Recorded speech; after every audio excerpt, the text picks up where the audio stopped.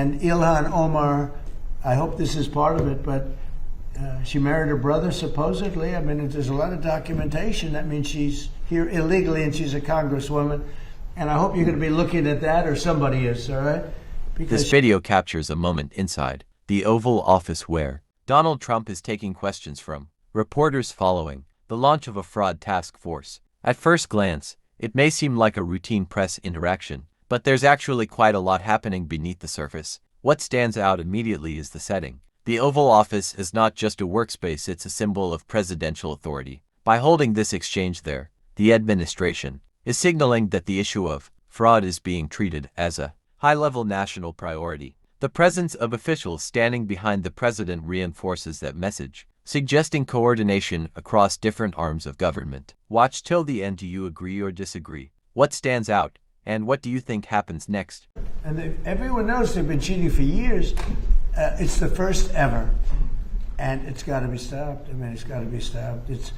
Think of it, Somalia is a third world, maybe a fourth world nation, one of the worst, one of the most dangerous. They don't have anything. They don't have councils. They don't have government. They don't have police. They shoot each other all over the place. They come here and they steal $19 billion. That's crazy. And Ilhan Omar, I hope this is part of it, but she married her brother, supposedly. I mean, there's a lot of documentation. That means she's here illegally and she's a congresswoman. And I hope you're going to be looking at that, or somebody is, all right? Because she's one of the ringleaders here. She's bad news, really bad news. She's so bad for our country. Anyway, JD, please say a few words. Yes, sir. Well, thank you, Mr. President. This is a very important whole of government approach to tackle the fraud problem. And let me just tell one story. One of the things that even before this executive order was signed that we were able to stop under the president's leadership is we saw evidence that in Minneapolis there were Somalis, primarily illegal immigrants, who were defrauding a Medicaid program that was meant to go to autistic children. So they were taking children who were supposed to get benefits, and they were claiming that their kids were actually autistic even though they weren't. And what did this mean? This meant two things. Number one, you had a lot of people getting rich off of the fraud while American citizens got poor. And the second thing that it meant is that you had autistic kids in Minneapolis, in suburban Minneapolis, who weren't getting benefits they needed because Somali fraudsters were literally stealing out of their pocket. It's got to stop. And unfortunately, that kind of fraud is one example of probably hundreds just within the state of Minneapolis, and then it's repeated and replayed all over the United States of America. When we first started talking about this problem, the president made it very clear he wanted us to take the fraud problem seriously because nobody had until he was president. We started to figure out one big hole that existed is that the agencies of the government weren't actually talking to each other.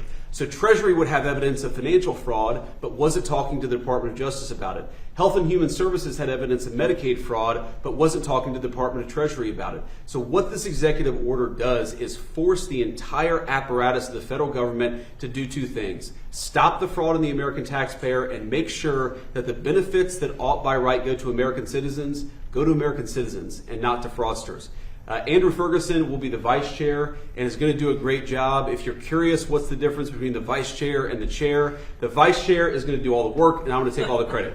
As Trump responds to questions, his tone and delivery reflect a familiar communication style: direct, assertive, and often framed around strong claims of action. This is important because press briefings like this are not just about answering questions. They are also about shaping public perception. The emphasis on launching a task force suggests urgency and decisiveness, even though the effectiveness of such initiatives typically depends on long-term implementation rather than immediate announcements. Another key element is the role of the media. The lower third graphics indicate coverage by Reuters, a globally recognized news agency. Their framing highlighting questions from reporters and the fraud task force guides viewers toward interpreting this as both a policy moment and a test of accountability. Journalists in this setting are not just observers. They act as intermediaries between the government and the public, pressing for clarity on what the policy actually entails. You can also notice the dynamics among the officials in the room.